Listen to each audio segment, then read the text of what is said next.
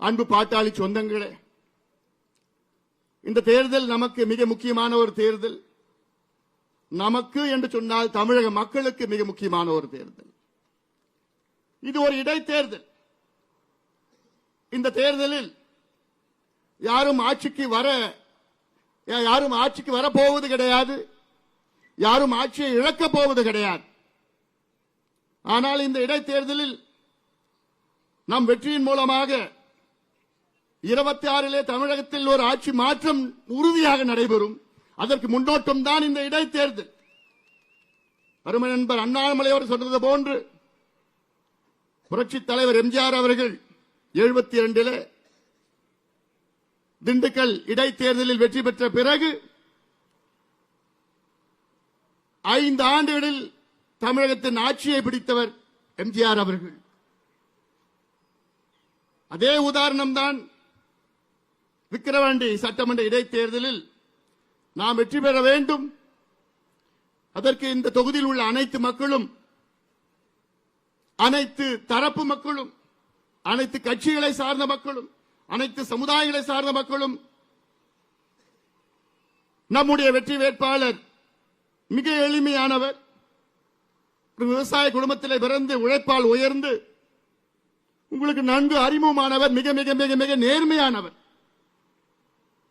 C Anbumani அவர்களை நீங்கள் எல்லோரும் ஆதரவு அளித்து மாம்பழம் சின்னத்தில் வாக்களித்து அவரை வெற்றி பெற செய்யுமாறு உங்கள் எல்லோரையும் பணிவோடு பாசத்தோடு கேட்டுக் கொள்கின்றேன். எங்களுடைய இனமான காவலர் 45 ஆண்டு கால பொது வாழ்க்கையில் ஈடுபட்டு அடித்தள மக்கள், ஒடுக்கப்பட்ட மக்கள், அடக்கப்பட்ட மக்கள், தாழ்த்தப்பட்ட சமுதாயம், பட்டியலின மக்கள், சிறுபான்மை மக்களுக்காக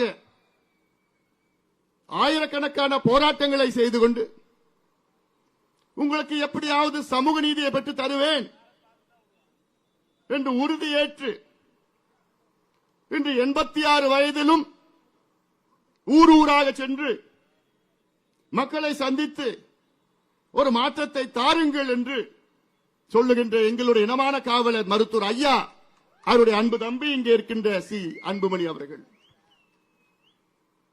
அது மட்டுமல்ல, நம்முடைய பலமான கூட்டணி தமிழக மக்கள் ஆளும் திமுக மீது மிகுந்த கோபத்தில் இருக்கின்றார்கள். அதை பிரதிபலிக்கின்ற வகையில் விக்கிரவாண்டி தொகுதி சட்டமன்ற உறுப்பினர், சட்டமன்ற தொகுதியில் உள்ள அனைத்து தரப்பு மக்களும் ஒரு முறை எங்கள் கூட்டணிக்கு வாக்களியுங்கள். உங்களுடைய வாக்கு மிக முக்கியமான ஒரு வாக்கு. உங்கள் வாக்கினால் தமிழகத்திற்கு மாற்றம் கிடைக்கும், தமிழகத்திற்கு முன்னேற்றம் கிடைக்கும். இதைத்தான் நாங்கள் சொல்லி வருகின்றோம்.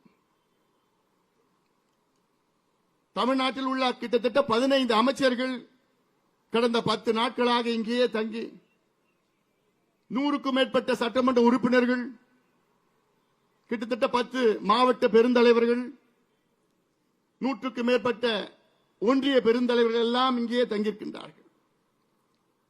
அவர்களை பொறுத்தவரை இது ஏதோ ஒரு தேர்தல் கூத்து. இன்னும் 5 நாட்களில் அவர்கள் வெளியேறி விடுவார்கள். அவர்களுடைய வந்த வேலை உங்களுக்கு பணத்தை கொடுத்து, பொருளை கொடுத்து உங்களுடைய வாக்குகளை எப்படியாவது வாங்க வேண்டும் என்ற நோக்கம் அவருடைய நோக்கம். ஆனால் இன்று தமிழக முழுவதும் உங்களை எதிர்பார்த்துக் கொண்டிருக்கிறது. தமிழக மக்கள் மனதிலே திமுக ஆட்சி மீது மிகுந்த வெறுப்பில் இருக்கின்றார்கள், கோபத்தில் இருக்கின்றார்கள். அந்த கோபத்தை நீங்கள் அதை புரிந்து மாம்பழம் சின்னத்தில் வாக்களித்து எங்களுக்கு வெற்றியை கொடுங்கள். அதன் மூலமாக தமிழகத்தில் பல மாற்றங்கள் வரும். முதலமைச்சர் அவர்கள் சட்டமன்றத்தில் பொய்யை சொல்லி வருகிறார்கள். அமைச்சர்கள் எல்லாம் அன்றாடம் பல பொய்களை சொல்லி வருகிறார்கள். நம்முடைய கௌரவ தலைவர் ஜி.கே. மணி அவர்கள் சட்டமன்றத்தில் எத்தனையோ முறை பல கோரிக்கைகள் வைத்தார்கள். அதற்கு அத்துணை பொய்களையும் அமைச்சர்கள் மட்டுமல்ல, முதலமைச்சர் சொல்லி வருகின்றார்கள். இந்த தேர்தல் ஒரு பக்கம் திமுக உடைய பணபலம், அதிகார பலம், நம் பக்கம் இருப்பது கூட்டணி பலம், மக்கள் பலம்.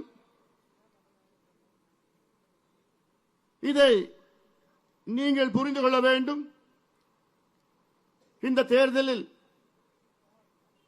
திமுக, அதாவது நிச்சயமா நடக்காது, ஒரு பேச்சுக்கு சொல்றேன், திமுக வெற்றி பெற்றால் திமுக உடைய வேட்பாளர் நல்லா இருப்பாரு, அவர் குடும்பம் நல்லா இருக்கும். ஆனால் பாமக வெற்றி பெற்றால் நீங்கள் நல்லா இருப்பீர்கள், உங்கள் பிள்ளைகளுக்கு படிப்பு கிடைக்கும், உங்கள் பிள்ளைகளுக்கு வேலை வாய்ப்பு கிடைக்கும், கள்ளச்சாராயம் ஒழிக்கப்படும். இந்த மாற்றம் தான் வேண்டும் எங்களுக்கு. பக்கத்தில் இருக்கின்ற கள்ளக்குறிச்சி 15 நாட்களுக்கு முன்பு அங்க நடந்த சோகம்.